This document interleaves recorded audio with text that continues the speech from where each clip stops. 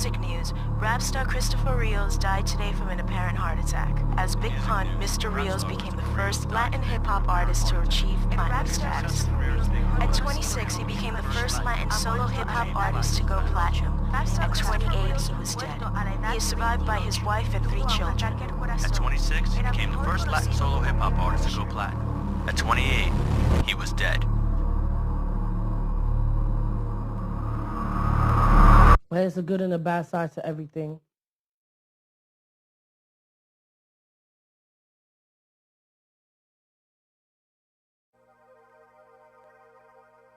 He could argue his way out of anything. He could sell sand in the desert. I mean, he was unbelievable. He was always writing. And he would come into the house and say rhymes, which it was hip hop at the time, but I had never heard of it. I didn't know what he was rambling. He would come in the house and go hip hop, a hip to the hip hop, and I was like, what are you saying? You know, I'd go hit him in the face. What are you saying? You know, what are you talking about? He would start writing and play music and sing along with it and turn off the volume and make his own words to the rhymes, and I knew he was going to be someone very special. Chris was hyper. Yeah, he wouldn't stay still. Hobbies, just sports and football and basketball. Chris loved basketball. More than anything, he loved basketball. But he was funny. He always made me laugh. It's hard to make me laugh. I don't laugh too much. You know, I have a bitchy attitude somewhat, you know. Everything was a joke, you know.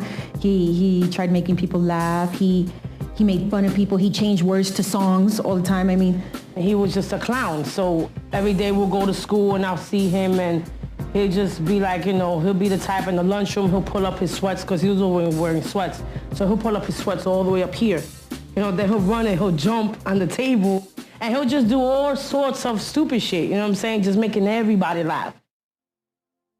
Then, of course, we exchanged numbers and he would call me and we started on the little dating, thing. I introduced him to my mom. My mom took a liking to him. And from there, we just started, chilling every day together. Christopher adored Liza. April 8th was the first time that he was like, oh, can you be, would you be my girl? That was when he popped the question, will you be my girlfriend? April 8th of 1987. Obviously, I'd say yes. He met Liza and he was head over heels with Liza. And Liza was younger than him. Not much younger, but she was young. They were 14 years old, so it wasn't something that you say, oh yeah, that's wonderful, that's great, you're gonna go get married, because they were kids, so it was kind of like a puppy love, but it was much more than puppy love. Sometimes pick me up at 7 o'clock in the morning, we'll be chilling, walking around all over the Bronx, you know what I'm saying, going out to Westchester Avenue, going to Parkchester, back to Bronx River, go over there by Watson, by the basketball court, play ball. It's like 7, 8 at night. So I would skip school. I wouldn't even go to school and just go home, chill. Next day in the morning, pick me up at 7, break out, just chill. We used to be some broke motherfuckers, have like $2. Sometimes nobody in the house would, yo, come upstairs, make him something to eat. I would have like $1, $2, buy like the big bakery bread, eat that, you know what I'm saying? But it was like nothing. We never stressed about money. We could have had $1 million, we could have had $1. It was all the same. For some reason, I don't know, I was like his whole world, you know what I'm saying? I was like his first real girlfriend. Not the first person he ever had sex with. I was his first girlfriend he ever had, like, a girl his age. He used to deal with, crackheads and women and, like grown women, you know what I'm saying? He used to deal in the street, you know what I'm saying, a lot. So he dealt with that. He never dealt with, a girl. One time I went to his house. It was by 161st by Yankee Stadium. His mom was like on drugs and she was living there with some accountant. But I didn't know the seriousness of like his, his family, like his life, like what was going on or anything like that. And I was young at 14, you don't really ask them things or nothing like that. I would say when Chris was a small child, when I did not have a problem with drugs, I was a nurturing mother. I was very close to my children. I did not know what drugs were at the time. And he had a loving family environment. Things changed when I became divorced from his father. Chris loved my dad, and I loved my dad, but we weren't very close. My dad cheated on my mom, and my mom caught him. I became single, and I started joining the single scene, and I experimented with drugs. Then I met Nicole's father. I stopped doing drugs at the time, but then about 2 years into the marriage, I realized he was on heroin. That's when I started. It was a great impact on my son because I couldn't be nourishing if I was on drugs. That's not the way I wanted it to be. I wanted to be a mother to him, but at the time I didn't know how to deal with my pain. And it was hard visiting my mom when Tommy was there. Tommy was very hard on Chris. He was 11, I was 13, or even younger. Throughout the years I was and I hate saying that I was never old enough to defend him because I should have. I should have did something, said something. Tommy would wake up Chris in the middle of the night. I mean, we're sleeping in the room, and Tommy would just come in and get up, and turn the lights on and make him get up and do push-ups and smack him in the back of his head. And I mean, he was just so harsh on him, And I would just I would be scared and I would shun myself in a corner. And Chris went through that when I saw it on the weekends, so I could only imagine what happened during the week, He always says how Tommy came and he just took an apple and from deep just threw it at him and hit him in the face, which, the apple's like a rock. I know my brother would get stressed out sometimes and he would punch holes in the wall and eat the rocks in the wall. I know, like I said, my father, I never with my father physically abusing him, but my father was hard on him, always comparing him and stuff like that. He wanted him to be like a military boy, and you go in my brother's room, we have holes all over the wall, that he just been eating because he'd been stressed out. It was his way of dealing with his anger at the time. He had a terrible, terrible, terrible temper when he was young. He would get so red. I mean, so red that I think this kid is gonna burst. And then he would clench his teeth. And he started biting bugs. And as it got bigger, it was more rocks, bigger rocks. And I tell him, that's gonna mess up your inside. Chris, you can't be eating rocks. It was rocks and ice. He would just crush it. He had to have teeth made of steel. And it was a bad habit. We couldn't do anything about it. Because, not me, he would never tell me to go and get rocks for her. But he had Liza getting all this stuff. And she couldn't. I wouldn't, but she couldn't say no. My father supposedly approached Tommy, but Tommy denied it all, and my mom denied it all, but my mom had a problem back then. She had an addiction that didn't allow her to be a better mom. So she didn't defend Chris. He used to tell me he used to live in Fordham. He was like 7, 8 years old, going by himself to pay Con Edison, which is crazy. I got my son 8 years old. I can't never picture him like, yeah, go take this bill across the Bronx and pay a bill, you know what I'm saying, by yourself. He went through a lot of hunger, a lot of, not being dressed properly, not having proper shoes. My brother had a really tough life. Sometimes he did things he wasn't supposed to do. He spent one night in jail, and that's all it took, was that one night. And he said he was never going to go to jail again.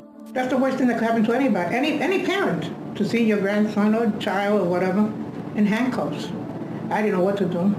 I remember when he was arrested, he had this big bomber, leather jacket, and all these fancy rings, and chained down to here, and he thought he was the man, That's when I found out he was selling drugs.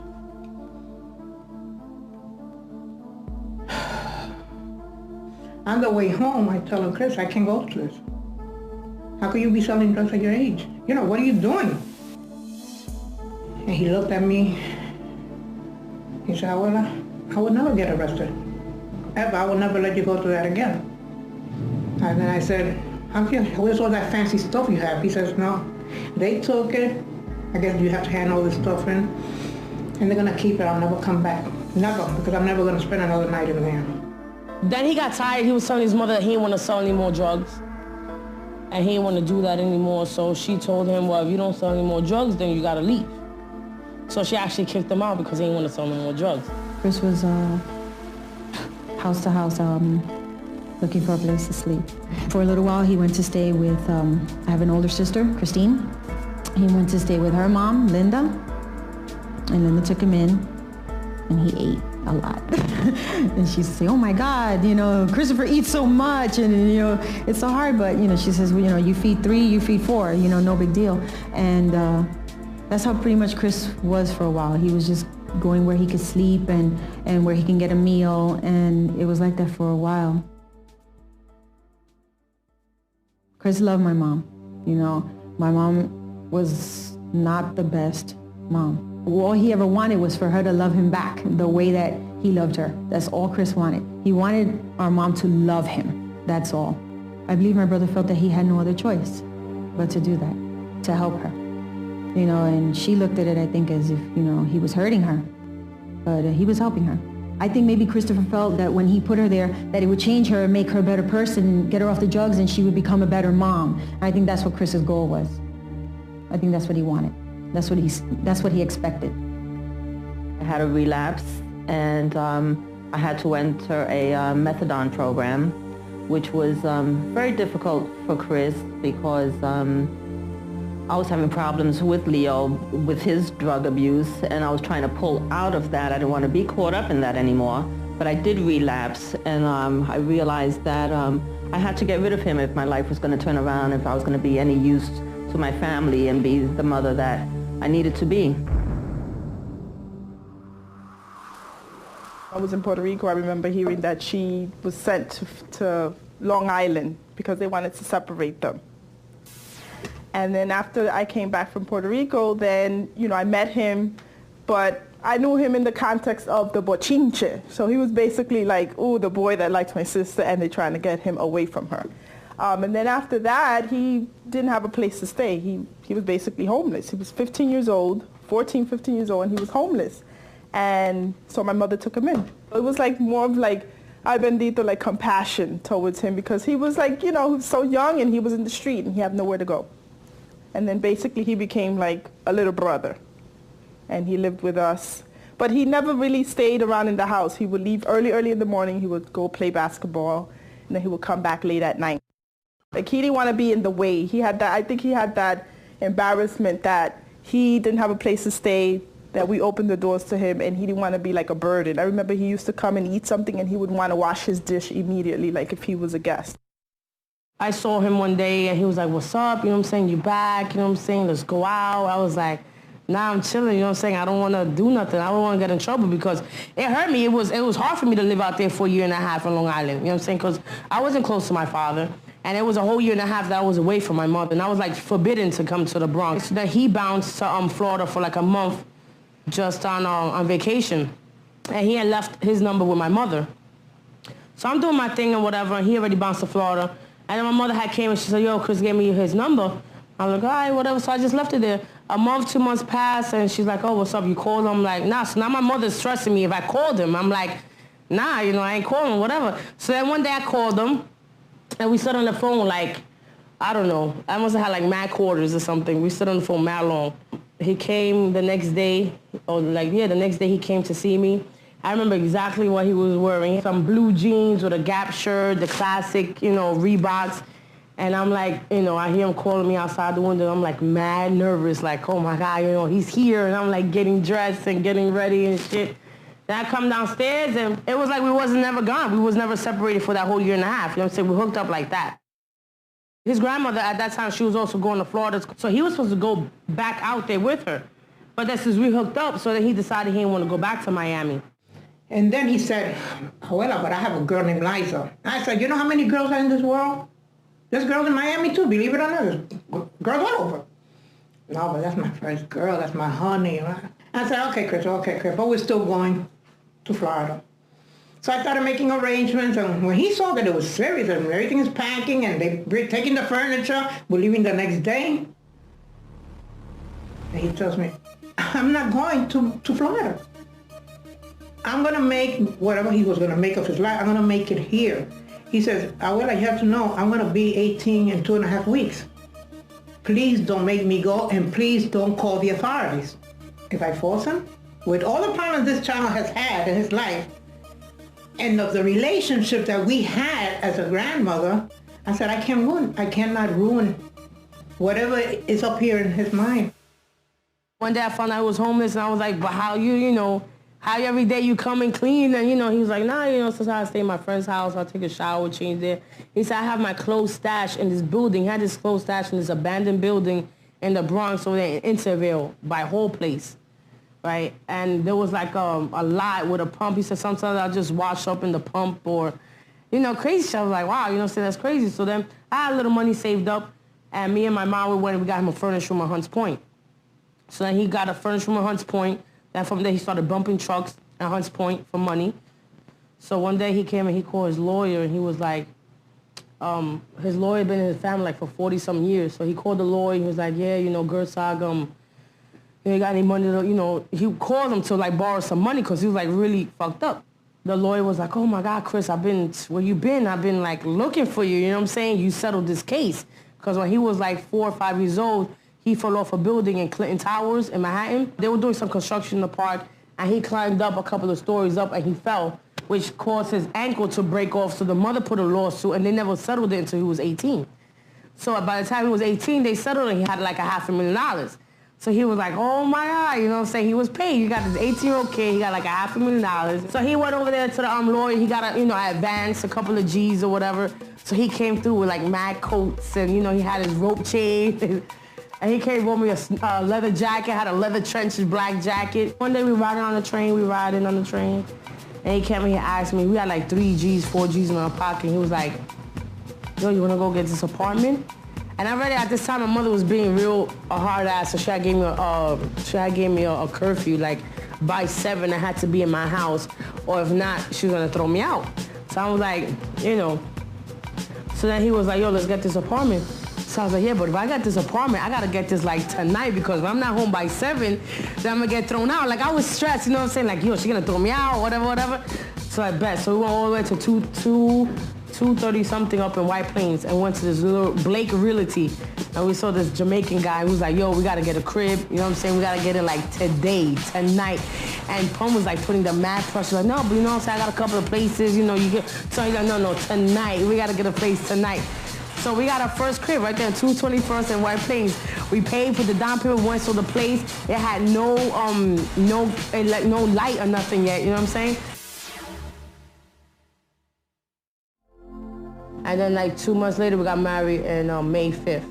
We did the whole City Hall thing, because who was gonna invite to a wedding? It's not like we didn't have money for a wedding. But his family was against him marrying me. My mother wasn't happy about me getting married. So like, who were we gonna invite? You know what I'm saying? We were just doing it for us. So I went to the City Hall. We got our license. I went with his wedding gown, and he had the tux. We had the limo. We did it up though in the City Hall. We was doing it up. You know what I'm saying? I only got one photo. You know, the guy that paid the $5 photo, that's the only photo I have for my wedding. And from there we got in, we did the whole wedding thing. My father came through, you know what I'm saying, because he had to sign me off because I was a minor, and my father looked like he was dying. He came with his security guard outfit, you know what I'm saying, uniform. He was not even trying to be there. My mother, she looked like they just stabbed in the back a couple of times. Chris's mother, Gail, she was there for a witness. She was not happy. She was just loving it because everybody else was stressed out, and I guess she loved to see everybody else stressed out. So she was just like flaunting, like, yeah, my son getting married, like, you know, whatever. We did our thing. We bounced. We went to a hotel for a night. That was a little honeymoon. We went, stood in the Marriott Marquise for one night. We ate dinner. We chilled, and we was back at the crib the next day. We used to sit in the kitchen table. He used to like to play Scrabble, and he used to beat me all the time. He always used to be like, oh, you're in college and I could beat you, because he was very smart. And he would just like throw the tiles on the board, and wherever we would like to say, okay, that's a word. And we used to say, I challenge you. And when you would go in, it would be a word. And then sometimes, and he was actually very good at building on the words that you had already put. So he would always try to build on the word that I put, and I would be bragging, okay, 36 points, ha, ha, ha. Then he would take either a suffix or a prefix or add something, and then it was 100 points. And I think that carried on to then his music. He could talk about all kinds of subjects. He wasn't the type of person that was on the street but was ignorant. He knew about politics. He knew about the weather. He knew about, anything that had to do in the world. I mean, he could have a conversation about anything. Sace introduced me to Pun. Came in front of my window, said, what's up? You know, I knew Sace before Pun. And that was my man. And he was always with the rap thing. And I was always with the rap thing, but on the hobby tip, on the low, nobody, I was shy. And, we met each other like Triple Sace was my man like that. And he came to my window, said, what's up? He had this kid with him. He had a Carhartt suit, walking up and down. you know, getting still. So I was like, what's up, baby? I'll be down in a minute. I came downstairs. I met Chris. You know what I'm saying? I used to call him Moondog. And, you know, from the first day, he just was mad cool dude. Showed love. He just showed love. He just liked to have fun. Everything he said was just funny. You know what I'm saying? This nigga just was it. It was the total package from the beginning. So we met on the basketball court on my block. He was real slim, like, you know what I mean? He was like a $180 at that time. And he was never, back then, like, he was good at anything. Like, anything he put his mind to, he'd be good at it. That's how he was. But I was the only one rapping back then. Pun was more into, like, Surface and Luther Van. He had that soul in him, that harmonizer. He could do a song. He used to write songs and shit like that. And that nigga just, you know, he just changed it over and made it to rap. And he started coming up with things just like, you know, kids do it up in the suburbs, you know what I'm saying? You start putting up a band together. It was just like me and him. And we all, you know, we both liked to rap and we love hip hop. And he used to love music. That was his thing, music. Me, I used to just write hip hop in class, you know, and then we got together, we started showing, we rhyme. We started not, you know, I started realizing how nice he was. Then he said the same thing about me, and then it was just like, yo, let's just make a little group and see how far we could take it. But, you know, some playful shit, some kid shit. And we did, you know, it was rough and rugged, then it was total package. Then Sace always used to rhyme, so Sace was having a little problems with his group that he was doing it. You know, something happened there, and, you know, Sace was like a free agent, so we added him to the group. So that's why we became Full of Clips. Full of Clips is what started everything. That's our foundation. That's where Pun really came from. That's where Cuban really came from. Sace, me. When we had Full of Clips, it was straight up family.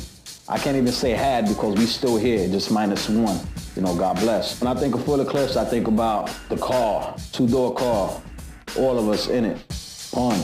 I think about the pellet guns and us bugging out, shooting out windows. I think about when we was hungry, me, Pun, Cuban, and Sace. No money, no food. We used to go park across the street from Kentucky Fried Chicken. You know what I mean? And wait for the cat with the biggest bag to walk out of there. When you see the cat walk out with the biggest bag, I'll deliver. Then as time went by, it started like, they started getting more serious. You know what I'm saying? They started coming to the house more, started writing more. 1993 is when they became Full of Clips. Then the politics started getting involved as far as we want to get a deal. So obviously Pun standing out heavy, you know what I mean? Big. He's a big guy. He's moving. He's jumping off of stages. His lyrics is unbreakable. So they like, Flex was like telling Joe, yo, these niggas from the block, and I'm on. Joe wasn't even trying to even listen to us. Like, not at all. It was a regular thing, you know what I'm saying? As far as like people coming up to him saying, no, rap, and he kick raps, and he just blows them off because he's like, yeah, you know, I'm doing my thing, whatever. So it was just like that when he first saw us.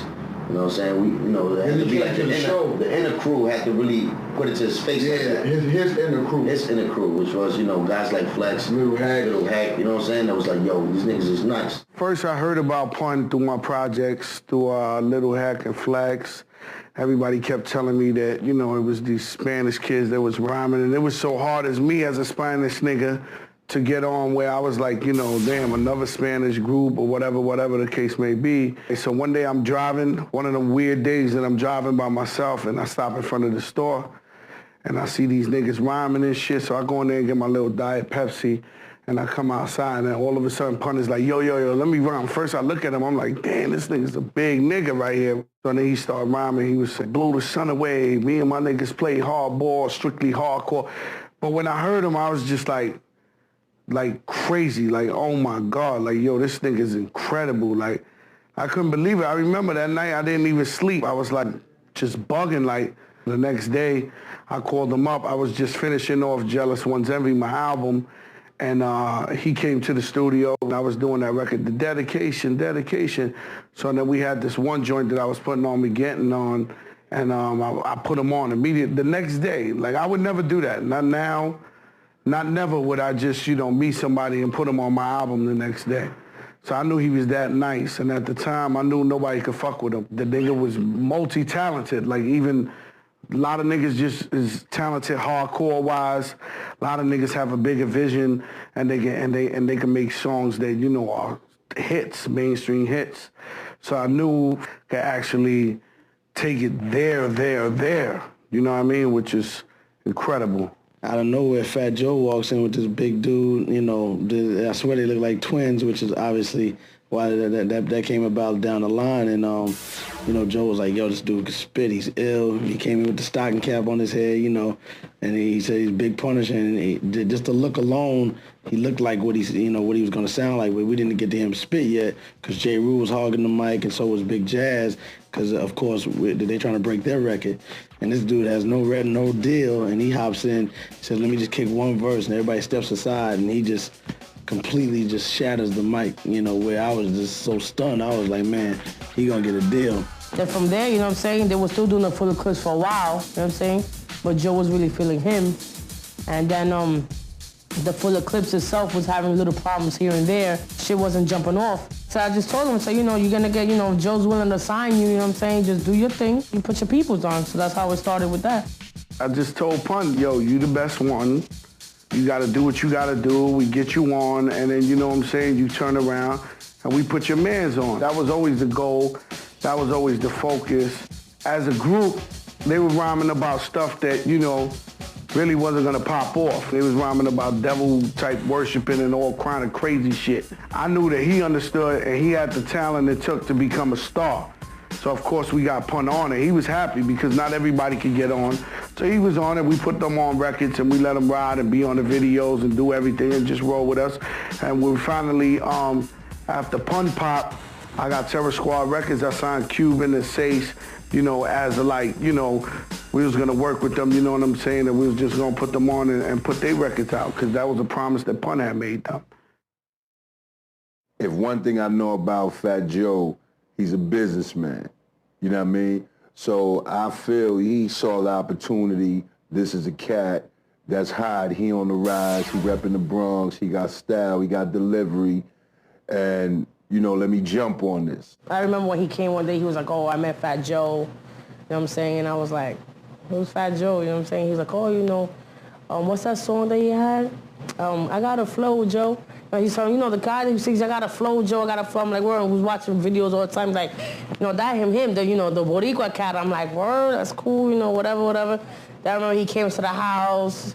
That was the first time I met him, and they chilled, they talked, and from there, we just have meetings on and off, and he would, like, break out with him, you know, on shows and tours, and then from one day to another, you know what I'm saying, he told me that he was getting signed, which, you know, he wasn't, I don't remember the exactly specific day when he came, yeah, I'm getting signed, you know what I'm saying? But I just remember always Chris being in work mode. He was always writing. He was always with ideas. Me, personally, I was growing. Like, I did I Shot Ya, I put him in the video. All my videos, Hustling is the Key to Success and all that, I had Pun in the videos. I was doing remixes for my songs like Wishful Thinking with Be Real, Coogee Rap. I would throw Pun on.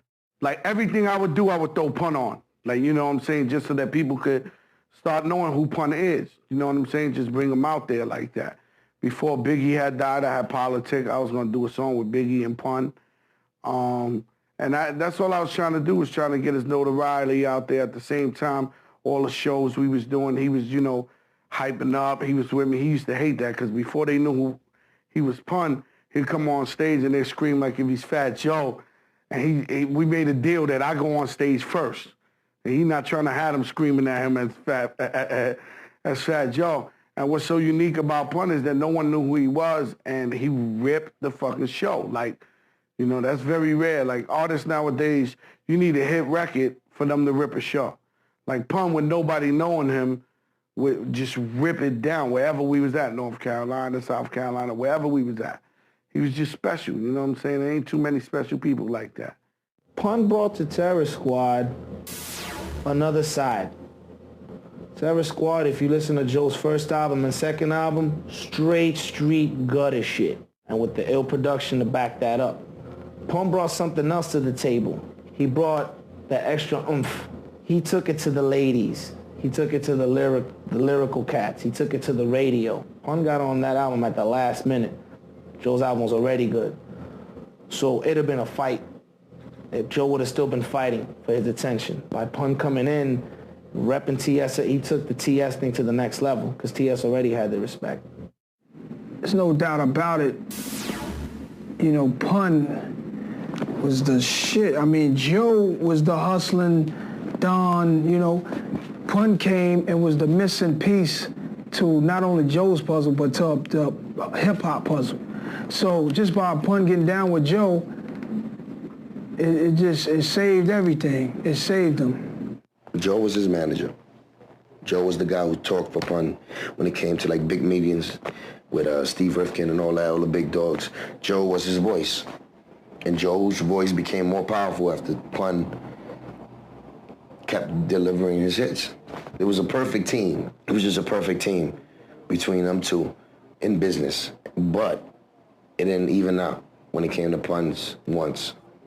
Even though Pun wanted a lot of things, Pun deserved it. Pun made millions of dollars for people. Pun kept a lot of people alive to this day, kept their reputation alive, kept their name alive, made people feel proud of themselves, built this whole shit. This is Pun's idea, right? That we living out. Oh, that was his brother, man. That was, you know, that's what it is, man. That was one right there, them two. It was one, you know what I mean? And like I said, you know, that's all I knew is every time I seen him, I knew he was right there with him. It goes the same way. So, you know, as far as them being, like I said, celebs to me, it wasn't like that. I looked at them niggas as like, yo, that's family right there. Shit, if it was a little baby argument, we all would laugh about it, you know what I mean? Business and friendship, you're gonna have some clashing with each other. And I've seen Joe and Pun have their clashes with each other, but still, they didn't let it show to the public or to the industry, and the records didn't stop, you know, coming out a certain way. They still came out the way Pun liked to put it out. You know what I'm saying? And the one thing I liked about that is, again, I fought many times with my partner, but at the same time, we always let the music overpower any differences between us. And they showed the same signs of that. My job was to take care of Pun and make sure that nothing happens to him, make sure that nobody takes advantage of him, make sure that he wouldn't go to jail for 1,000,000 years, because he definitely could have been a candidate for going to jail for 1,000,000 years. He had a far belief on reality. You know what I'm saying? This guy would be walking around with 10 guns. 10 guns gives you 30 years in jail. So I was also, you know, the big brother that would nag him. You know what I'm saying? So I can remember a bunch of times when, you know, I used to go to his house and throw everybody out his house and just be like, yo, get the fuck out of his house. And, you know, Pun, he'd just be like, yo, yeah, you know, y'all got to go, you know what I'm saying? So he would do a lot of stuff. I'm more careful. I'm a lot more careful and aware of what can happen if you do certain things. But Pun, he really didn't care. Wasn't scared of the cops, wasn't scared of this, wasn't scared of that. And that used to scare me, that he wasn't scared of nothing. Can't be pussy. That's it. Yeah. He did not want to look like he was pussy at all to nobody, anywhere. He'd do whatever. He didn't care how many platinum records he sold. I mean, he summed it up in one interview one time the best. He said, you know, what you gotta understand about me. He said, I'm a man about pride. He said, you know, you can do this to me, you can do that, but as soon as you disrespect me, you know, I'll kill a nigga. I don't care. He said, I'll kill him. And I would spend my whole life in jail, probably crying every night. You know that, but the fact that you disrespect me won't stop me from killing you. I remember he was out with Joe or something riding around, and it came on the radio. And he had called me to pay attention to the radio that was going to come on. And he called me. He was like, oh, how do I sound? You know, I was like, you know, his voice, it sounds different than, you know, on the radio, you know what I'm saying? His voice than him talking to you in person. But I was happy. I was like, yo, it sound hot, you know what I'm saying? It was good. He was excited. He was good, you know what I'm saying? He was happy about it. Because me and him sat down. One day he told me, you think I'm gonna go gold? And me, as being a rookie too, you know what I'm saying? I idolized guys like G-Rap, you know, Rakim, the Juice Crew, all them niggas that are nice in the game. And I was like, dog, you probably sell like 300,000. Yeah, I remember that shit. You know what I'm saying? But I don't know what the hell is 300,000 back in the day, so I'm saying that's a lot of motherfuckers. Lucky I didn't say 100,000. You know, 100,000 to me is great too. But I didn't know how the business was ran. You go 500,000, let's go, and all that. So I just said 300,000. That's in the middle of 100, and you know, you can't lose. You're in the middle, you get another shot when you sell $300. So he fucking flipped on me. He was like, crazy, I'm gonna fucking go. We were so excited. He called and he was like, I did a video, you've got to see it. It's coming on in such and such time. And, I think, we were all glued to our TVs when that video was coming on. And we were so excited. And right there, I said, oh my God, my brother is so talented. He's so smart. I mean, I always knew he was, he had it in him, but it came to life, my brother was on TV. I wouldn't be surprised if Pun held the record for the most amount of appearances on other people's projects within such a short time span. Pun must have did like 24 within a year and a half's time of other people calling him to get on their record. Pun finally got Latinos, a huge demographic in hip hop, been there since day one, a voice. It's like Pun fucking catered to the blacks, to the whites, to the Latinos. Pun made it hip to use the cha-cha beats. It was like, around that time, even Eve had a hit record around that time with the one, dun, dun, dun, dun, dun, dun. Little albums here and there started popping up with little, hey, let's do this for the Spanish people joints. That was because of Pun. Pun was just incredible, man. Just like, he was too fast for me. Too fast for anyone. He's a dude that could have done 10 hours. He could have did the Tupac. You know what I'm saying? He could have did the Tupac all day, double albums, triple albums, because, he was writing constantly.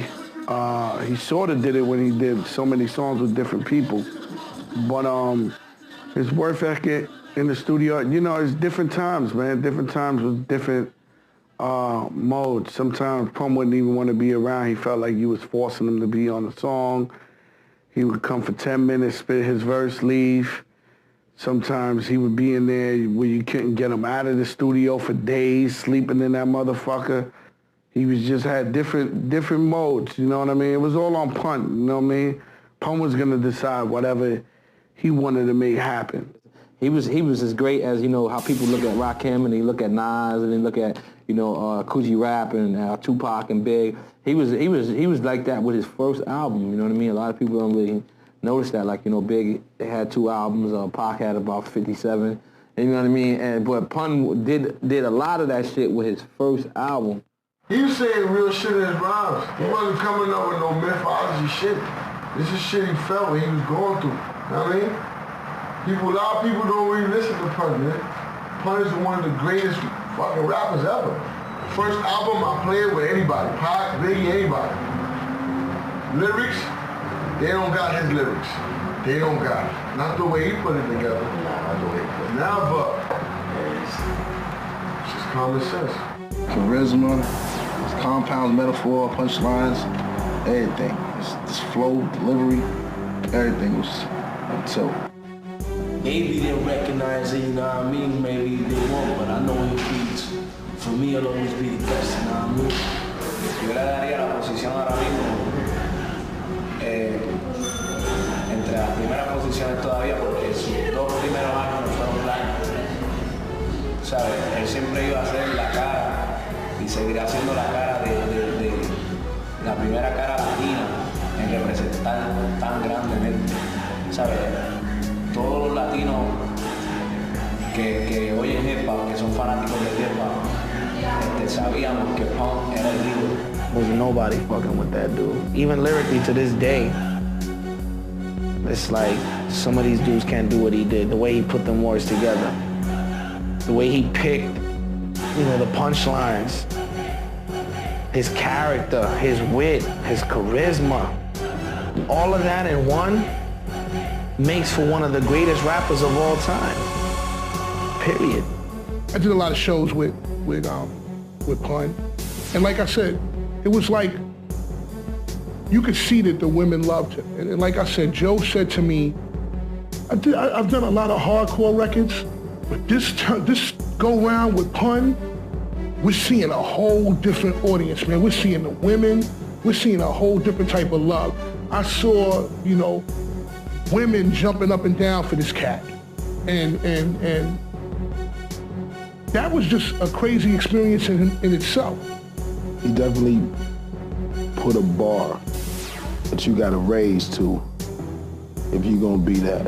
If you're gonna be an MC, Latin MC, compete in black music, Pun is the bar. And it's like a lot of cats doubted him, and I don't even know if it's on some Spanish shit, but you know, it's hard for us anyway in this game as it is. So for a cat like him that was doing what he was doing, it was incredible. With the first album, I didn't know it was gonna get that big. I mean, it caught me by surprise, even though I knew he was gonna make a name, but for it to take off and to really, really get the support of not just the hip hop community, but the Latino community definitely supported him and put them basically as their mayor. The buzz was there, man. You kind of knew. You kind of knew because he did the 50 MCs with me before the album dropped. So when I got to work with him that day and actually be in the whole vocal booth and working together, that's after that day I knew he was a monster. You know what I mean? A la misma vez, pues, creó un puente de que, verdad, todos los latinos y los americanos se fijaran en los boricuas y que nosotros estábamos aquí. He did Beware for the street niggas. He did Super Lyrical with Black Thought, who at the time, you know, even to this day is semi-untouchable when it comes to rhyming, freestyling off the head. And Pun gave him a run for his money. That's one thing. Pun was always on some more, if I do a track with somebody, it's to eat him up. Ain't nobody beating me on the track, you know what I'm saying? Which explains a lot of his sick-ass verses on other niggas' tracks. How can I deny it? I had to sit in the studio and say, whoa, I gotta step my shit up, because he's coming for everybody's head right now. Pun gets a 10, he's at the top of the line. As far as where he sits in my, category, I mean, I put him with the greatest. I put him with Biggie, I put him with Pac, I put him with Melly Mel and Rakim, and because he came out in this time, and you knew it was real serious. You know what I mean? It wasn't like, there's a lot of rappers out that they're gonna be out for another 3 years, and I'm not gonna take them serious. As soon as Pun came, you know the ones who's the truth. You know it straight off the bat, and he was one of them. He was the first real Latin, real Boricua to go platinum in this rap business. It let us know that there was love out there for us. It let us know that we could go platinum. That lifts the self-esteem of an entire nation, of an entire Latin nation. See, Pun is one of the dudes that valued the true essence of the game. And how could he not still be a player? He's not in it to be MC Hammer. He wasn't in it to be one of these fake niggas, you know what I mean? Pun kept it gritty, you know what I'm saying? So, and you could tell that with his rhymes. You could tell the shit he knew about, the shit he was talking about in his music. The niggas loved hip hop. So, I mean, he's always gonna be that player. The game sucks. A lot of dudes don't really emphasize on the MCing aspect or even the lyrical aspect. They just rap. Pun put thought into his music. You know, Pun kept niggas on their toes. You know, Pun would have hip hop fans like, yo, did you hear what he said? You know, and he's so needed right now. So needed right now. Because not that many people are doing it the way he did it. He set off a trend. Remember that, first Latino nigga to go platinum. That's extra real right there. And that shit go worldwide. You know what I mean? That shit go all the way around the world. Let me tell you something. Anybody who changed the complexion of the game deserves a spot in rap history. And he made Latino rap from Puerto Ricans legitimate. And that's something that no one can take away. I remember when he went gold, he felt good. It was like he did it. He accomplished something, you know what I'm saying? Then it went it went platinum real quick, and from there it went double platinum quick. You know what I'm saying? It was just work, you know what I'm saying? It was just shows rolling in, you know, it was all over the place, all over the world. We did tours. Went to Amsterdam, everywhere in LA. We was just everywhere. But he was excited. He was just like, you know, his head got bigger. I'm not going to front, you know what I'm saying? his head got a little big. But he just got big with certain people. You know what I'm saying? It wasn't just he didn't act big like that, big-headed with everybody. It was just with certain people he act big-headed. When he became Pun, his whole ego changed. And I just saw myself as Nairi, not as his sister. Just as a girl, as a person. You know what I'm saying? He was always like, that's my sister, you know, full respect, whatever. But other than that, we weren't as close as I wish we should have been. When Pun went platinum, and we threw a platinum party, and how we always just jumping up and down with the plaque, I put him out, but at the same time, we grew together. So a lot of shit that he was going through, I ain't never been through, like as far as, you know, getting big like that. So next thing I know, we rented mansions and we going to the Grammys. You know what I'm saying? And we got our suits on and we fronting like we do this every day. You know what I'm saying? We like, whatever, we here now. What? Chris, wouldn't it be great if you were nominated for a Grammy? You know, have you heard anything yet? And he said at that moment, hold on a minute, I have another phone call. And then all of a sudden I hear like yelling in the background and screaming. And he comes back on the phone, he goes, that was the phone call, I just got nominated. And we went out there, we stood out there like for a month in LA. We had this big ass mansion, stood out there for a while. And then once we got, it was the actual day of the Grammys. You know what I'm saying? He had a high-ass outfit on, you know, we're all dressed up, you know, he's all iced out. I did his hair and everything. Got in a limo, Brooke went over there. And it was weird because it's like, I always watch the Grammys on TV, you know what I'm saying? And to watch people walk down the red strip, the red carpet, you know what I'm saying? And everybody, you know, and you know, I was like, wow, it'd be going to be cool to be there one day. And I was actually there, you know what I'm saying? And I remember just walking into the crowd and just, you know, he was walking, I was a few steps behind him, you know what I'm saying?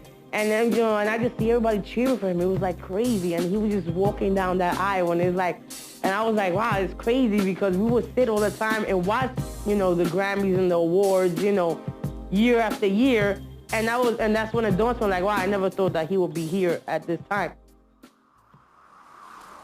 Big dream was to do that Tito Trinidad fight against De La Hoya, which was one of the biggest things we ever did in our lives. Well, most prideful things is going up out there with Tito Trinidad. Trinidad hit him with the gloves when we was in the ring. It was just like a movie. I know we made a lot of people proud. Wow. I mean, Pun, he loved when he was invited to come rap at the Felix Trinidad fight. That was it. You know, that was the day that he considered himself a legend.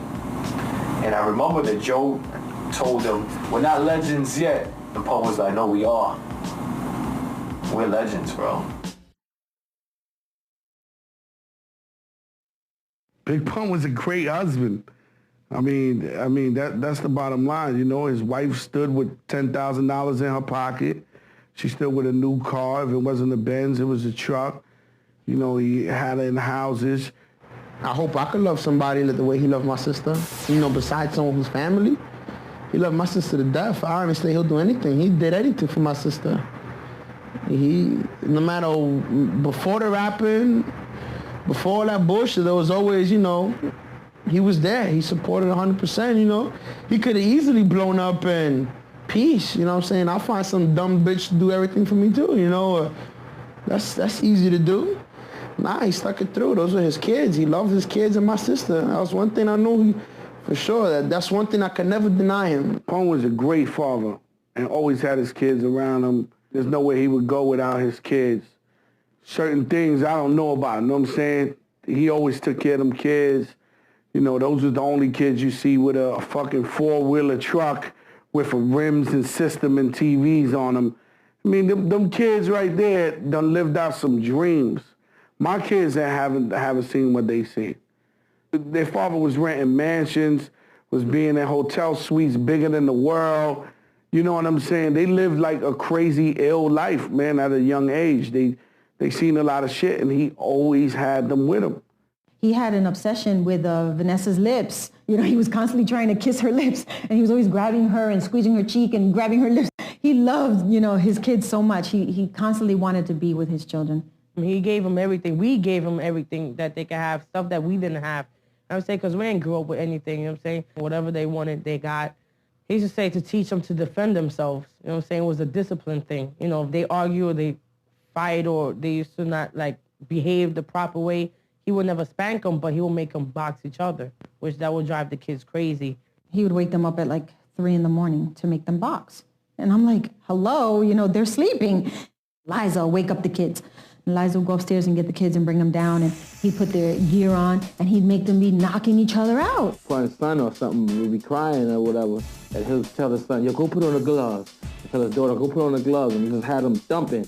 You know what I mean? This way, they, you know, that's real shit right there. You know what I mean? Because a lot of kids grow up, and 9 times out of 10, your mother babies you. My son falls on the floor. You don't hear nobody going, ooh, because my son falls on the floor. I get motherfucker, get the fuck back up. You know what I mean? And people who don't do that, a lot of times, their kids grow up to be soft individuals, and that's the one thing I respect about Pun as a family man is that he taught his kids self-defense, and not just the boys, the girls too. You know what I mean? The girls is up there swinging their fists too, and that's something real important to me. You know what I mean? Because a lot of kids go out there and they get hurt.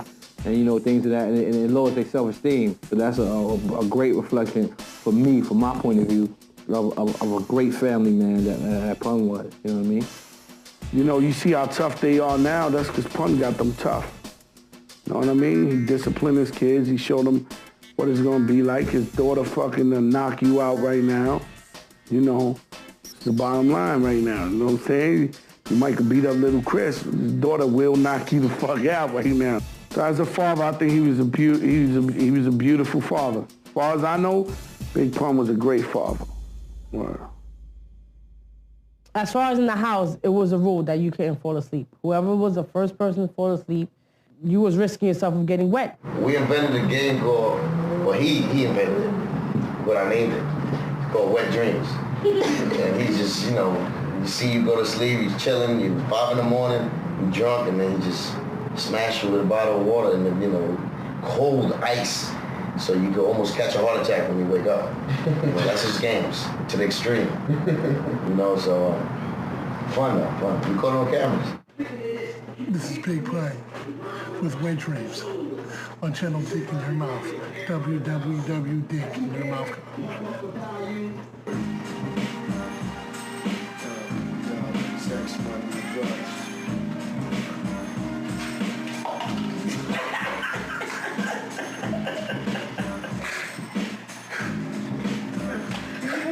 Get that right in his mouth.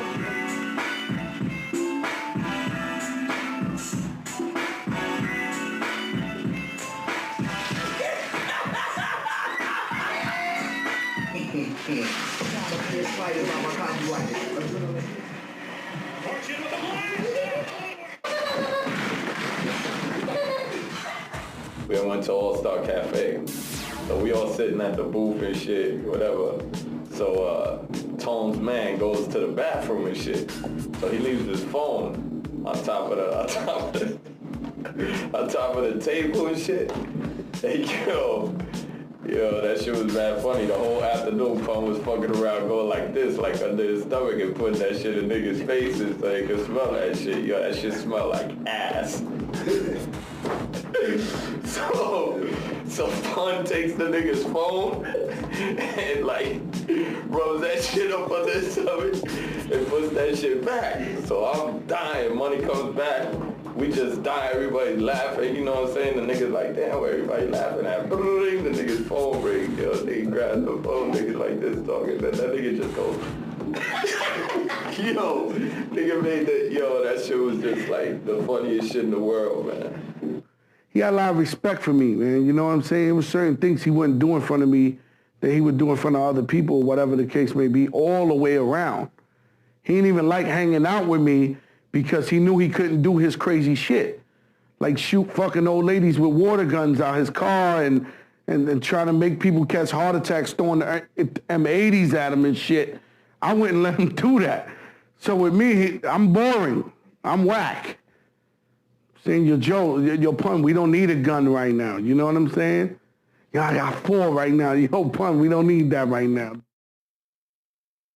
You know how to have fun, and we would laugh, but like his dark side, which was basically my whole, you know, it was more bad times than good times.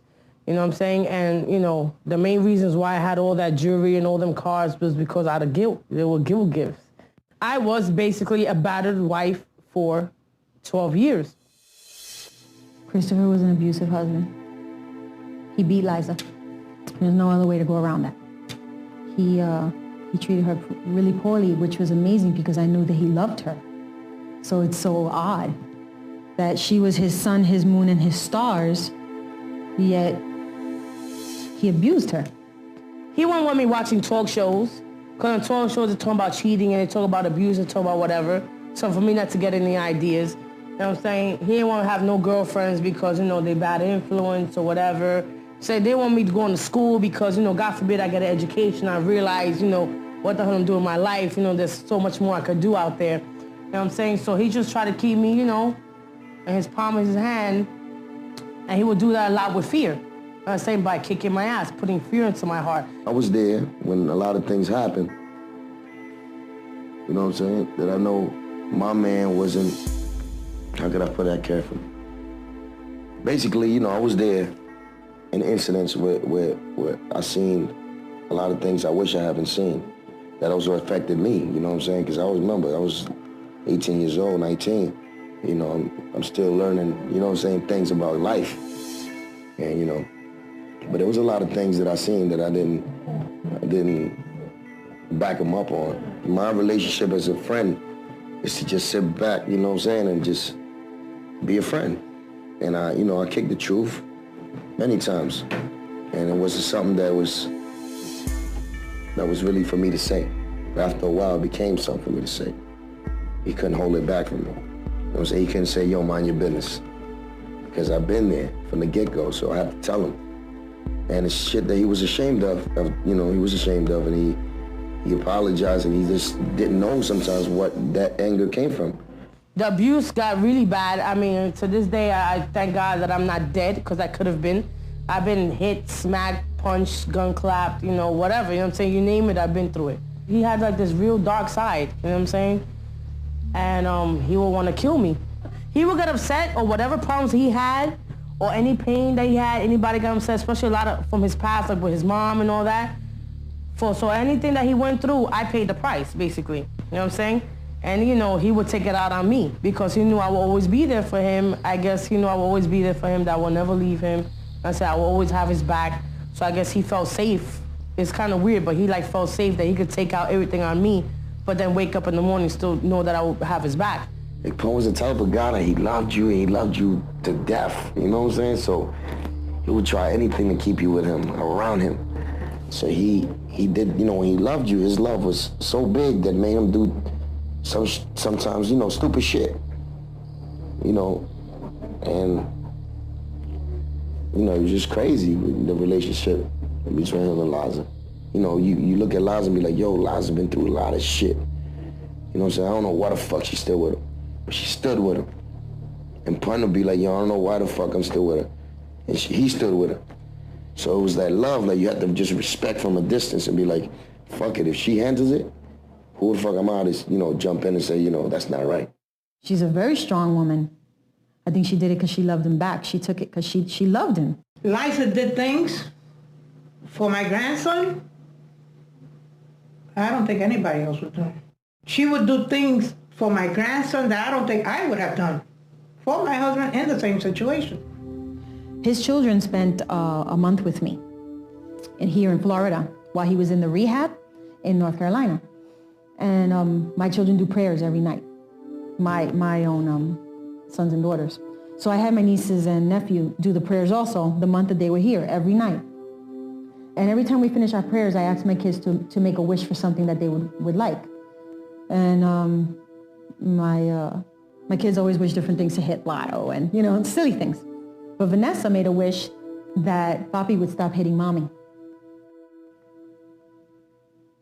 And I started to cry because what an awful wish for a little girl to have to make, right? So I told my brother I need to speak with him, and we went up to his room. At that point, he can still go up the stairs to his room because at the end he couldn't climb the stairs anymore. But at that point he was, I would say, about 350, 400 maybe. And He went up the stairs and we went to his bedroom. And I said, Christopher, listen to me. While the kids were with me in Florida, this happened, you know. And I want to talk to you about that. And he stopped me right there. And he said, let me stop you right there.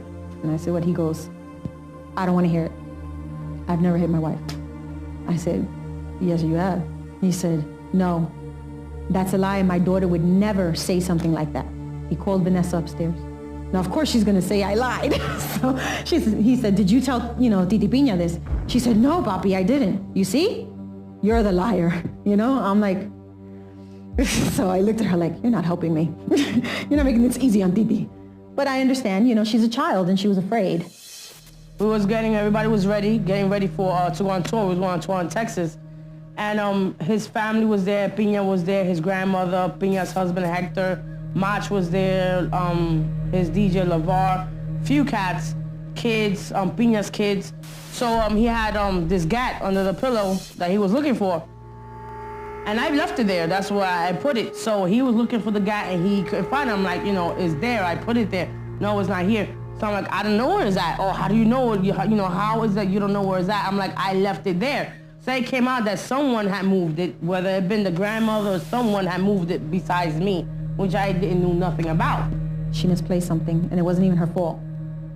It was actually my husband's fault. I don't even know if she knows that. There was something that Chris wanted, and Liza put it in a certain place, but my husband felt that it was dangerous for it to be there. He saw it. So my husband moved it. Now, Chris asked Liza to go get this item, and it wasn't where Liza left. Chris is like, Liza, you better find it, you know, you better find it, you better find it. He was, you know, getting really irate, and she was getting very nervous. And finally, my husband came up to me, thank God. And he was like, I know where, you know, what it is you're talking about. It's behind the bed. So yeah, I run and I tell Liza, you know, it's behind the bed. Hector moved it. So she ran to go get it, gives it to Chris, and Chris knocks her across the face with it. And he just came and he swung at me and hit me with the gat in my face. And my eye just went out. And it was closed shut. It was like so much pain. I felt like I got shot in my eye. I thought my eyeball came out. And I just grabbed it and I just screamed and I ran up the stairs. You know what I'm saying? And I went to the bathroom and Piña was there with the kids. And her little daughter, Rebecca, was crying. To this day, she still remembers. It's crazy. I mean, just totally knocks her across the face with it. I ran up the stairs and I'm with all my nieces and my nephews and my kids. We were all in the house and we're all hugging each other. And all of a sudden, Liza's like dragging herself up the stairs and blood is gushing from her eyes. And I'm like, I'm screaming, you know, come up, you know, please. And I'm screaming, please, Liza, come up. He can't come up the stairs. He can't get you, you know, come up the stairs. And she's crawling up the stairs and, you know, and I grab her and I'm holding her against me and there's blood all over me. I mean, it was awful. It was really bad. And he's like, Piña, you better make her come down. You better make her come down. And I'm like, no, I'm not making her come down. You want her, you come up and you come get her. And then my eye fall out and she's like trying to look with the blood, but she can't really tell. And she's stressed and she's shaky. And then Chris is coming from downstairs screaming, what the fuck, you bitch, come down. All this shit you are, whatever. And I'm just like stressed and I'm pacing. And I was pacing upstairs, right? And in my room, in my room I had this shotgun. And I was about to load it and come downstairs and blast a nigga. That's my word. I was gonna blast him. I said, like, I come downstairs, nigga's gonna finish me off. You know what I'm saying? So I just got the courage to come down the stairs. I came down and that was it. I came down the steps and he was like, you know, that's it, suck it up, you know what I'm saying? And just let's keep unpacking, let's go. I threw on some shades, I wiped my face. Everybody in the house was like this. Everybody started breaking out mad quick. Oh, let me go, you know, whatever, you know what I'm saying? Piña was still stressed, she was upset, she was arguing with him, you know, whatever. And he's, oh, mind my business, you know, mind your business, my wife, I do whatever I want, you know, that sort of shit. And I packed my shit and I bounced for a whole month on tour. He did it in front of me, so he couldn't say anymore that he never hit Liza. I don't know if I want to say I learned from that point not to meddle anymore because I always ended up the loser. Because then Chris was mad at me. Liza went back anyway. You know, I'm like, hello. But you know, it didn't matter. Even if he got mad at me, the next day Chris was fine. Because he knew that I loved him. He wouldn't accept anyone hitting me. Never. If he even thought that my husband or my ex-husband laid a hand on me, my brother, I'm being honest, he would kill him. So why do you do it? It's just crazy, but that's life. That's how shit is. It started when he got his money, that money from the lawsuit. When he got his money, then he was like, it was easy ride from there. Like, you know what I'm saying? He got his car, and he was just driving around. He was just on Mac mode, just chilling, driving around, you know what I'm saying? Checking niggas out in the hood. So he wasn't physically, you know, doing anything. He had problems growing up, you know what I'm saying? He had issues that he never resolved. And with him, his addiction was food. So if he was upset, he ate. If we was broke for a while and we just got dough, we mad happy, we would eat. If he was bored, he would eat. So everything was with the food. Like the first year of my marriage, I didn't even know how to cook. It used to be, you know, IHOPs for breakfast, it'd be Bennigan's for lunch, and it'd be Red Lobster for dinner. This was every day. So then the weight started escalating a little more. Not so much, little here and there, little 2 sizes. Oh, now he's a 40, now he's a 42, you know what I'm saying? You know, go to a big and tall store, you know, the 2X, the 3X, you know, the 4X shirts, then it was the 5X shirts, and then it was the 6X shirts. Now after 6X, they don't make any more than 6X shirts and big and tall. So I'm buying the 6X shirts and then I'm like stretching them out. I always do this thing with the shirt. If I had a shirt, I would show you.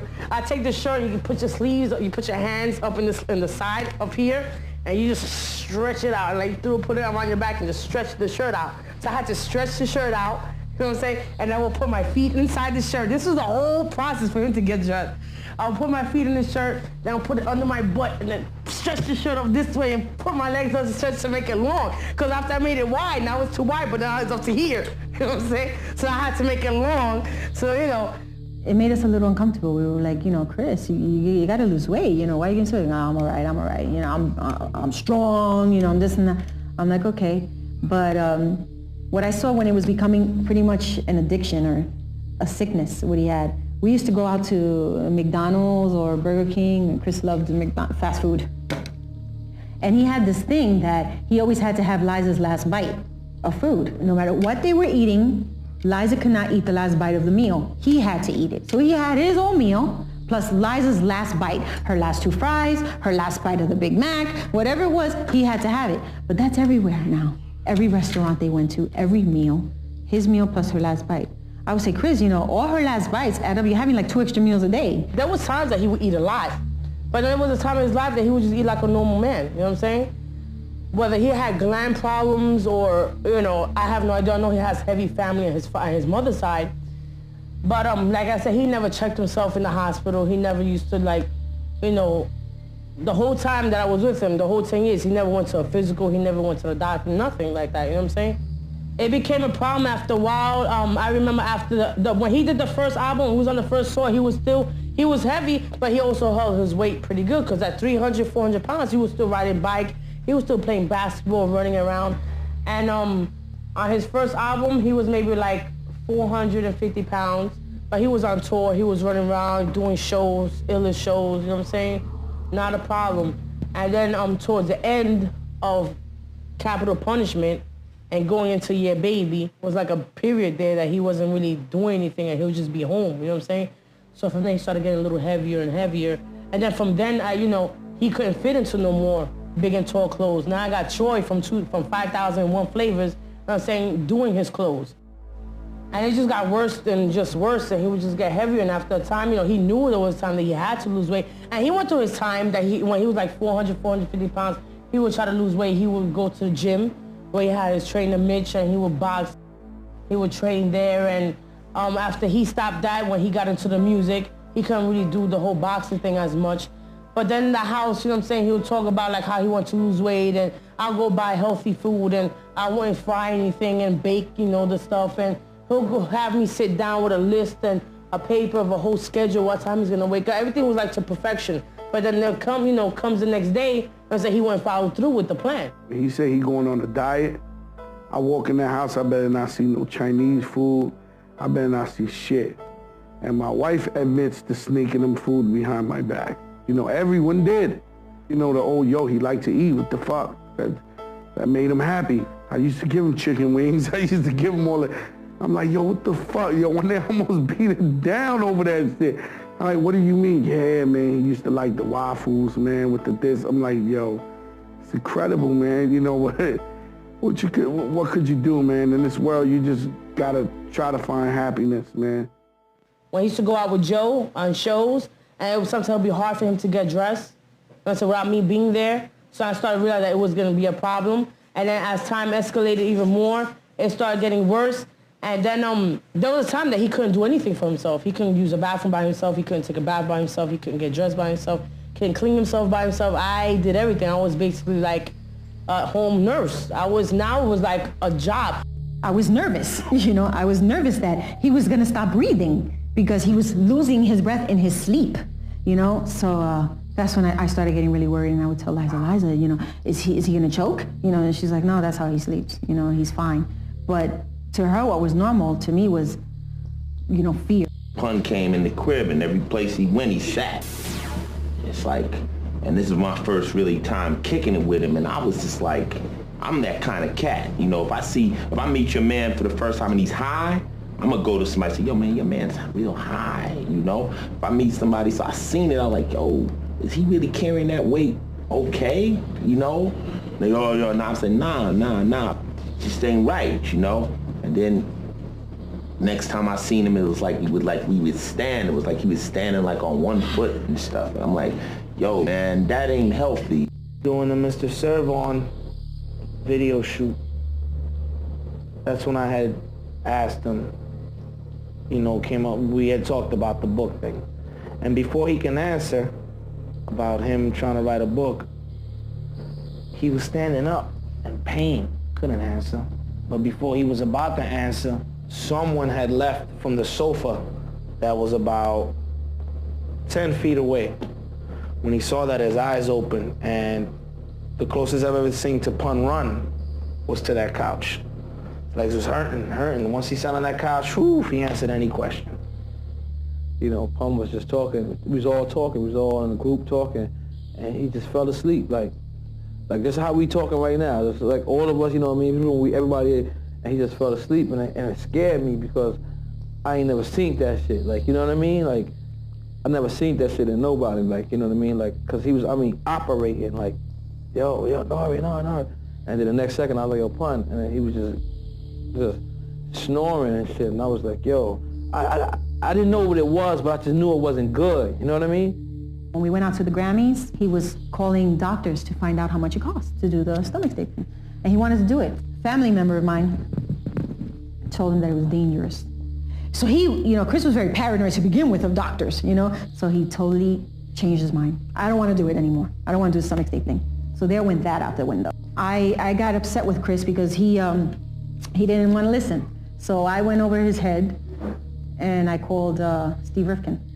And I told him, look, my brother is very overweight and I'm worried about him. I know you look at him as dollar signs, but he's my brother. And you guys better figure out a way for him to lose this weight because he's not listening to me. I can't afford to go and take him to the doctor, but you guys can. So you take some of that money that you're making from his album and you go pay and you get him to a doctor. I don't remember what Steve told me.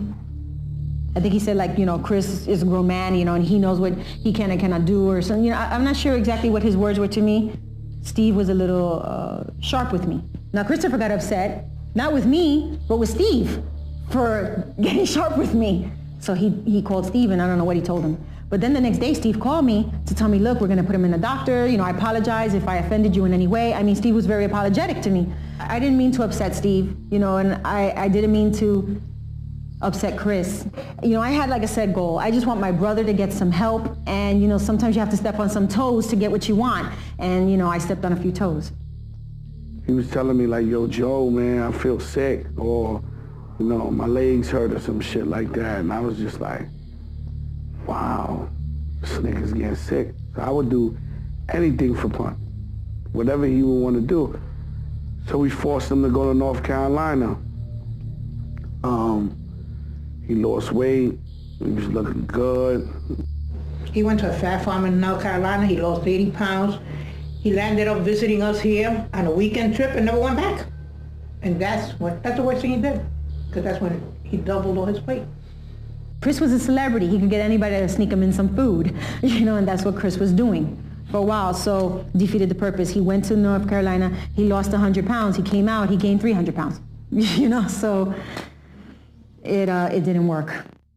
He needed my mom to be a mom. He needed to be nurtured. and Chris was never nurtured. And all that, after so many years, it just builds and builds and builds. And he was just full of anger and confusion. I think he was confused. He didn't understand why he was treated the way he was, why he was shunned out, why he wasn't given the love that he should have received as a growing child, you know? And all that built up in him. And I believe that's what made him so depressed. That's what made him eat the way that he did.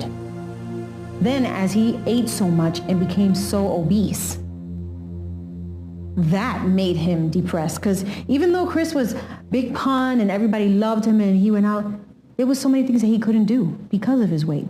He couldn't go take his kids to an amusement park and get on the roller coasters and the rides with the kids. He couldn't do it. He couldn't go to an amusement park, period. I would tell him all the time, let's take the kids to Disney. He would say, okay, how am I supposed to walk around Disney? I said, no, they have those little motorized wheelchairs. Oh yeah, pun in a motorized wheelchair. How cool, you know? All that mentally affects you. I kept telling him, oh, Chris, you're living my dream. You know, I always wanted to be on stage. I was always the one that was into the performing and, you know, and he goes, yeah, well, you're living my dream. And I'm like, what dream is that? You know, you're married, you have children.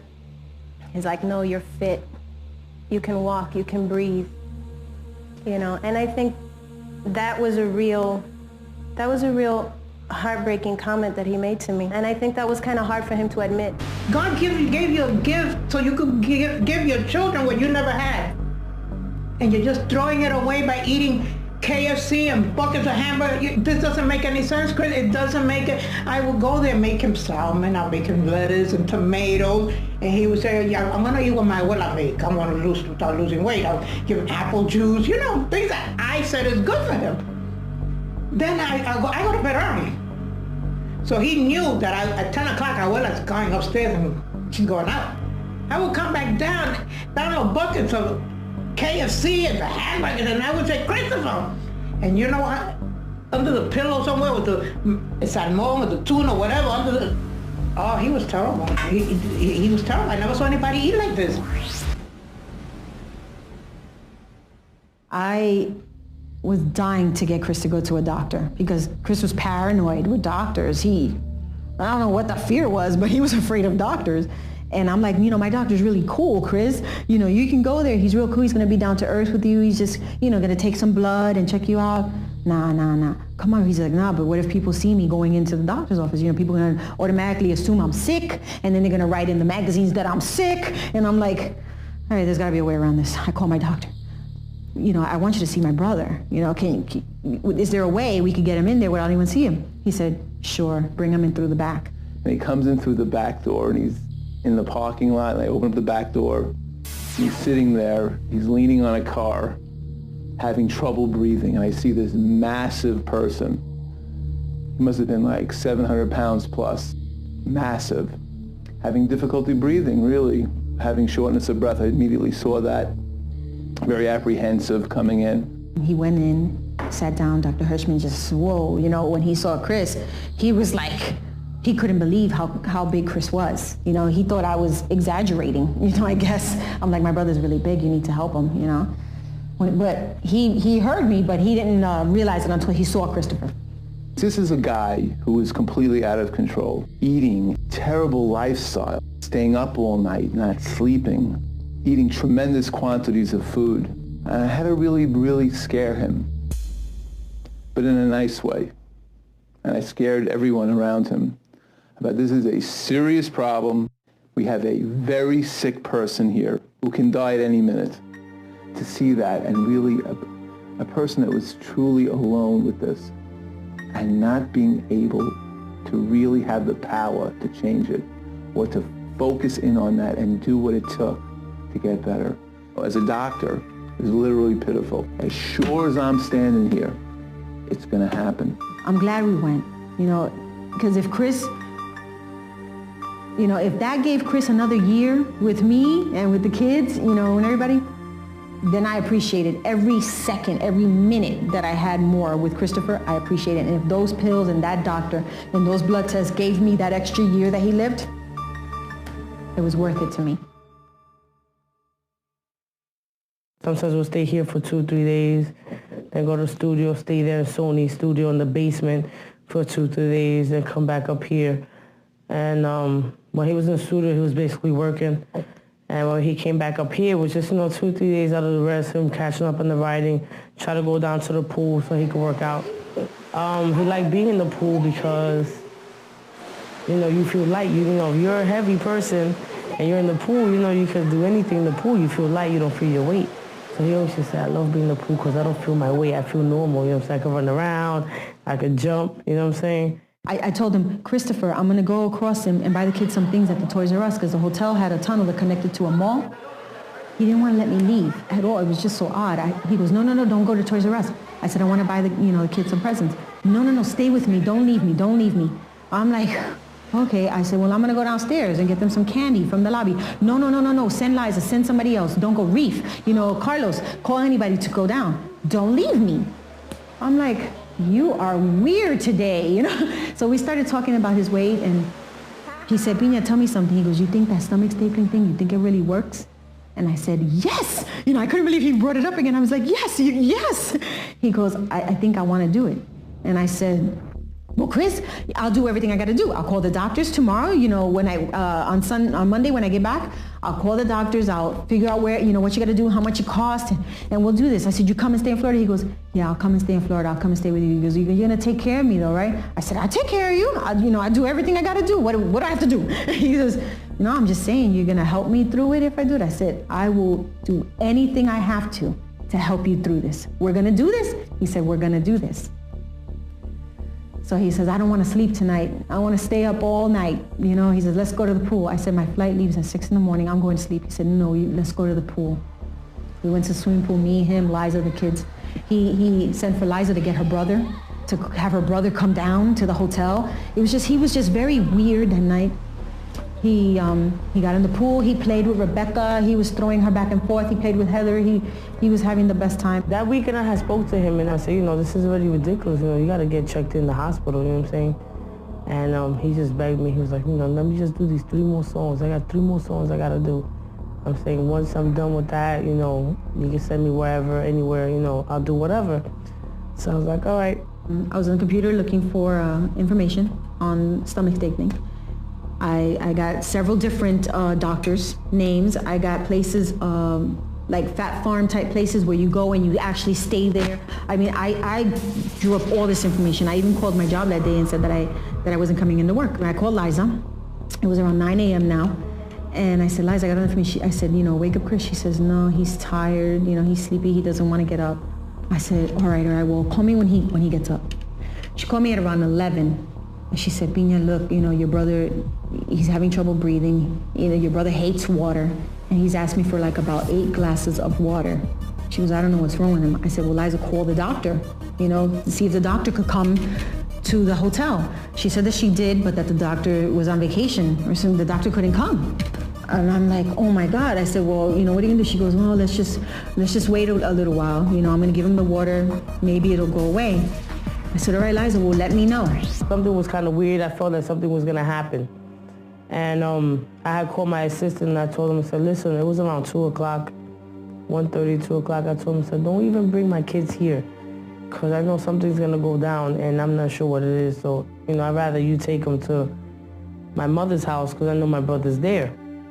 So she calls me. She's like, yo, this nigga ain't doing too good. Reef went to go get the kids, so I'm gonna have Reef drop off the kids by your crib, and then he's gonna shoot back up here. She was like, this nigga don't want me to call an ambulance, but I called an ambulance because it looks, I'm scared. So I was like, all right, I'm here, don't worry about it, just call me, everything's gonna be all right. I leaned his head back, and I tried to see if I could give him CPR or something. His head was right here, but it was like his tongue was sticking out so much. And he had like so much saliva, and it was like, I couldn't do it. So then I came and I grabbed him and I picked him up, and he was just still shaking.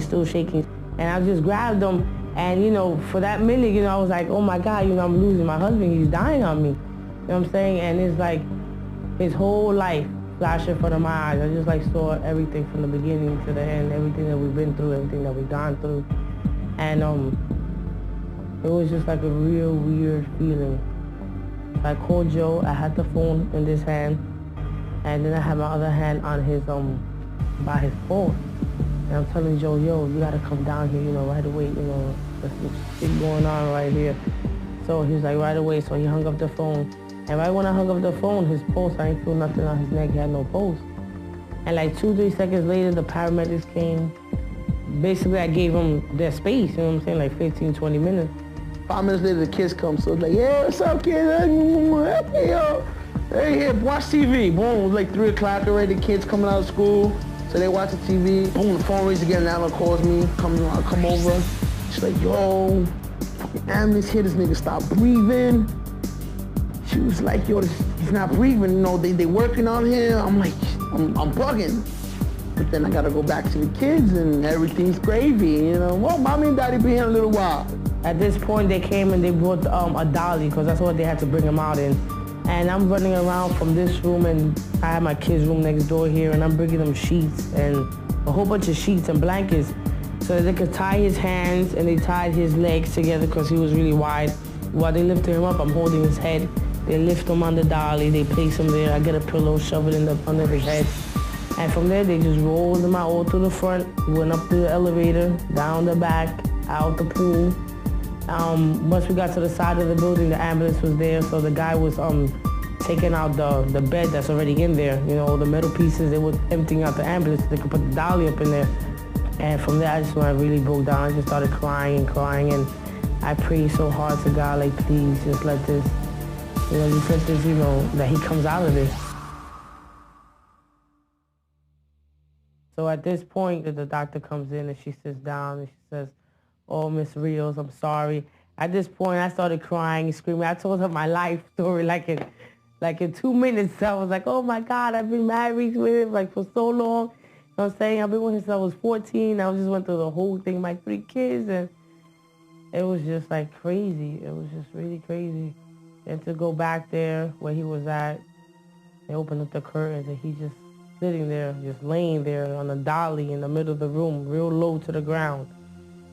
And I just sat there and I just held him and I kissed him and I cried and he still felt warm, and I was just like, I couldn't believe that, you know, that it was ending this way, you know what I'm saying?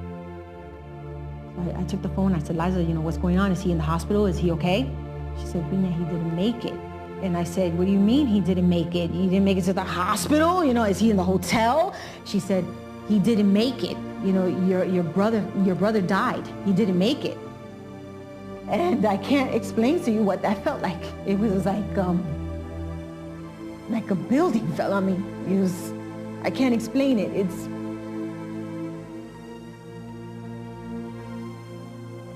my whole world collapsed because my brother was the center of my life at that moment. He was, I looked at my brother as strength, as, you know, nothing could tear him down.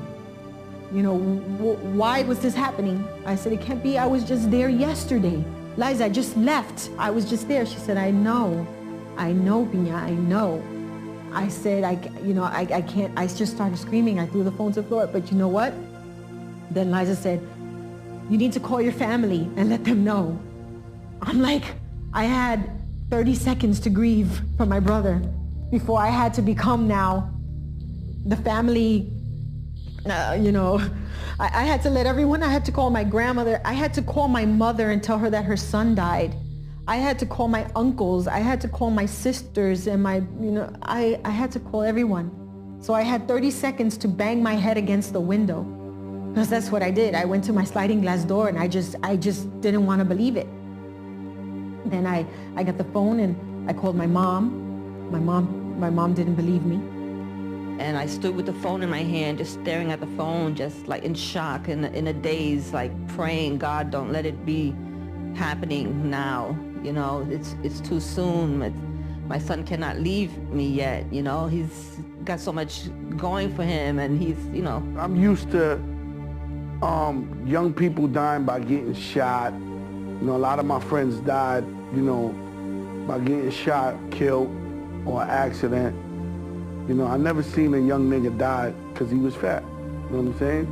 Shit, you know, broke my fucking heart. Shit just broke my shit. You know, Gil went to see him. Right there, he was laying down right there. And we just, I cried my ass off, running. And I apologize for everything. And I love him to death. You know what I'm saying? That's my brother. So, no matter how fat Pun was, we didn't think he was gonna die.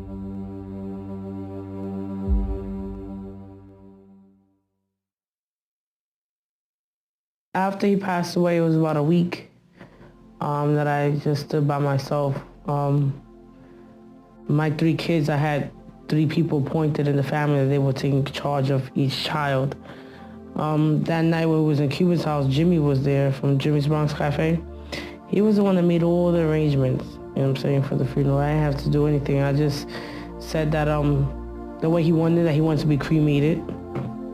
And for his clothing, they had his designer, which is Troy from 5001, you know, do his outfit.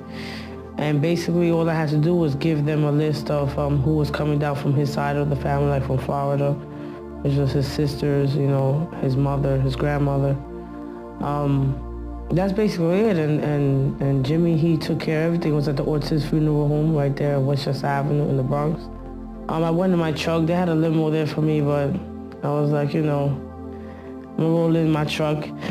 And I had my kids with me, and I had my family behind in the limo. We got there. It was already crowds of people, cameras, a lot of reporters, police. It was a weird feeling because, you know, I'm here, you know, I don't know how I'm going to react to see my husband, you know, laying there. And when I got there, I didn't even think about it. It was just so many people, so much commotion going on. I felt like mad pressure. Reporters trying to get a comment, you know what I'm saying? I'm like, yo, these people better stay out my face, yo, for real, you know what I'm saying? When I got there, I just couldn't believe the amount of people that I saw out there. I mean, lines and blocks of people. One kid came in and took off his shirt and threw himself down and started praying to Chris. And I'm like, who's this kid, you know? He gets up and I said, you know, where did you know my brother? He said, I never met your brother. He inspired me. What he did, everything he accomplished, you know, he says, he gave a lot of us hope. A lot of us from the Bronx that, you know, don't think we could do it. I think I can do it. Everybody loved him so much. The most impressive thing about it wasn't the A-list. It wasn't the A-list celebrities and all the celebrities that came by. It was how the fans, man, I can't even describe how much of the street they took. It just went around, police barricading, just shit. Must have been a good 3 avenues worth. Not 3 blocks, 3 avenues. That would be about 6 blocks of just all around. Once again, it was my job to protect Pun, to make him look the best, to give him whatever he wanted. We didn't only put him in the funeral home, we rented the whole fucking funeral home, like every room. We took you know how there's 4 different funeral rooms? There was one for refreshments, there was one for flowers. It was just, you know, very emotional, man, very. People crying over his casket. I mean, pain. Every member of Terror Squad had a tear in their eye. I can tell you that much. Every member. Whether it be friend or foe, whoever it was, whoever went, whoever passed by, walked by the casket. We made like an orderly procession of it. We didn't want anything to be said that it was a mockery. That's why we made sure through Jimmy's and, you know, Mr. Rodriguez and his family and our friends, and we made sure that even our security staff from Jimmy's Bronx Cafe worked that event.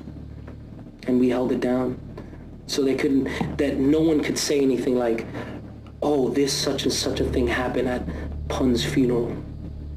No, nothing. It was clean, beautiful, and it went perfect. The funeral was really weird. It was like you get a lot of mixed emotions. because I understand that he was Big Pun and he was famous and people loved him and they admired him, especially in the Bronx. We all grew up in the Bronx and he refused to leave. He said, this is my home, this is where I'm staying. And you know, he was born there, he was raised there, he died there, and he was buried there.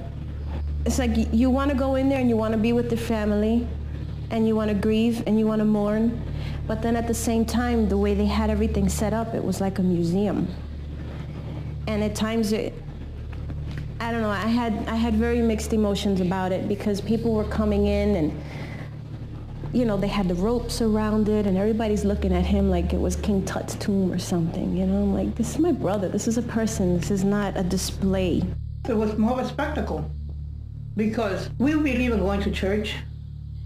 When you're on the way to the cemetery for your last rites, we believe in having a Catholic priest there. We didn't have that. We would not ask. We would totally ignore. I stood in a corner with my family and it was like we were not part of what was going on. The day that we're going to the cremation, we go slow. We go slow. We go by his block to give the people the last look where he came from. None of that was done. I don't know who it was, but we got to the car was going, the limo was going maybe 80 miles an hour.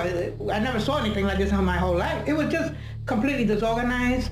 But I also say young people don't bury young every day. They were probably trying to do it their way. It was incorrect, but that was their way. The only thing I complain is that we were never asked, what would you like? Because everybody that went to that funeral, his family, everybody loved Pun, but nobody loved him more than me. You know, you got some of the family don't like the other half of the family, and this, we had to put up with it. But most of all, it went smooth, man. A lot of things happened with Pun that a lot of other people wouldn't let happen. Like, you know, we let the public come through, his fans, you know, come through and see him and show him love, and so many flowers, so many people, you know, the weirdest people, you know, the Whitney Houston, Eminem's, Cypress Hills must have sent 40 flowers, like different shits. Like, they love Pun. He was truly missed. He was loved. Everybody came to the funeral. Everybody from Puff Daddy, Little Kim and their whole crew to LL. Mac 10 flew from LA, the Locks, the whole Rough Riders, fucking Wyclef did like some singing, the Maria dudes, Bone Thugs was there. I mean, everyone you can name came through to send their support for Pun. It's crazy. And I still remember telling them, like, you know, the day before they cremated him, or that last night, you know, I was just like, damn, man, this is our last dance. You know what I'm saying? It's over for us. We're not here no more.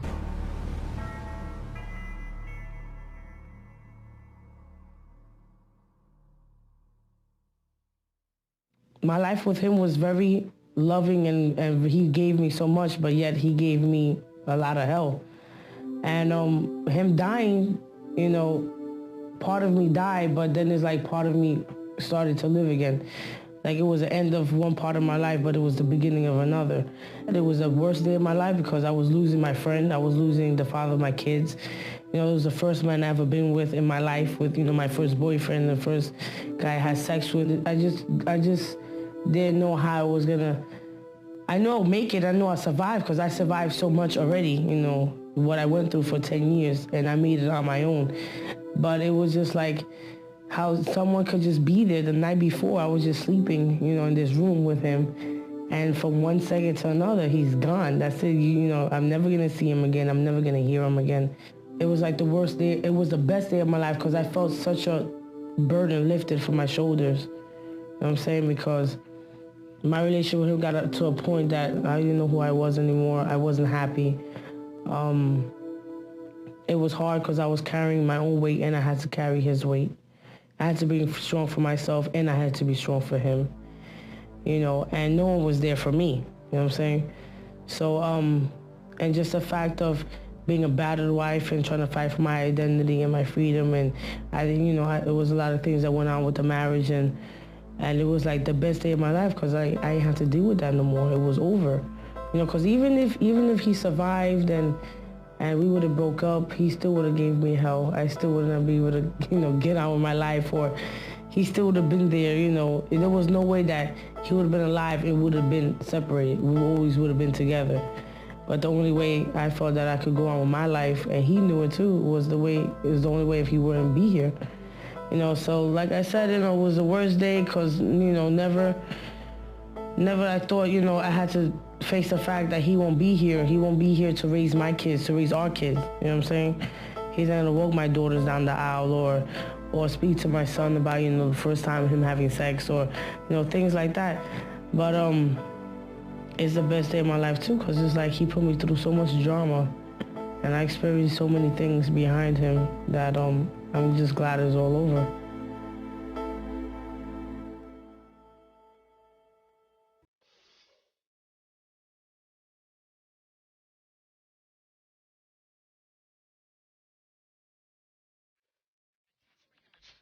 Every day you wish you had him. There ain't too many people like him.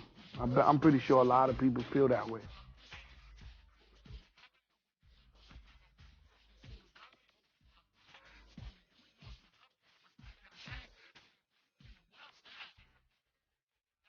How much I love him and how deeply sorry I am that things were not different, but that could we at least be mother and son for that day and love each other totally for that day.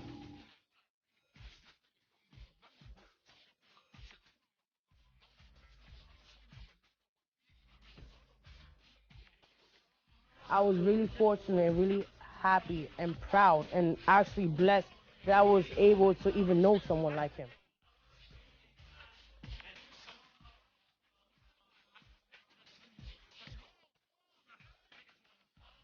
We sit around and he just tell jokes and play tricks on me like he used to. He put sugar in my rice or pepper in my soda. He do bad things to me. But I wouldn't mind those for a few minutes. I miss them.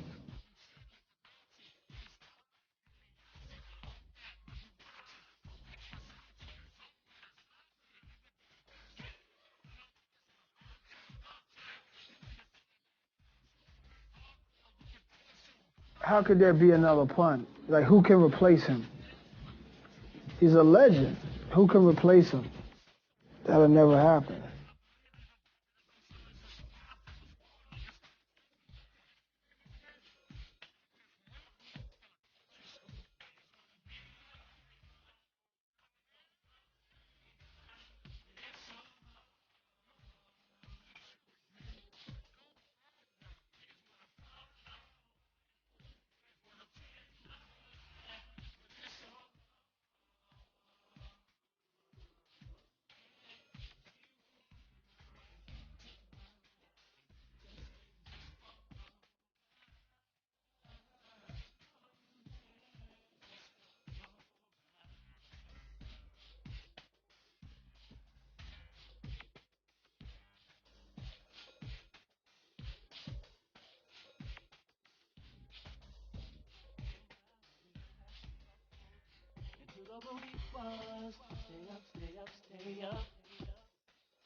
To all my homies, you gotta know what's up.